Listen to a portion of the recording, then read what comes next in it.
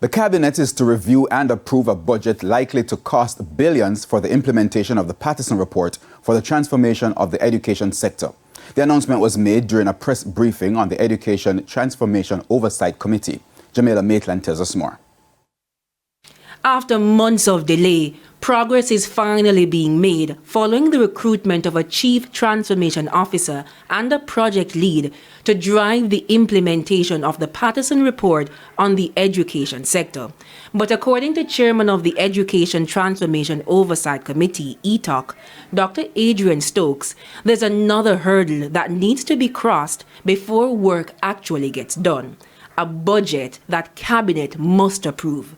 When asked how much, Education Minister Favour Williams said this. I am sure by the next time we come back to you, we will be able to give you the specifics of the budget. It's completed, but we have to allow Cabinet to see it, to discuss it before we give the specifics of the number. As you can tell by the transformation report, the budget is going to be significant over a number of years. The committee's chairman says while he's not exactly pleased with the pace of the execution of the implementation of the recommendations in the report, he's confident that work can be done now. There is a need to improve or increase the speed of execution of key initiatives.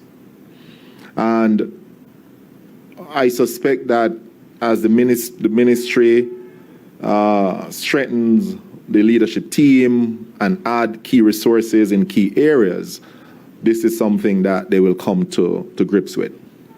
Of equal importance is the absence of a communications plan from the Ministry of Education that would provide updates to the public on the progress of the transformation. That was said over a year ago on January 12, 2022.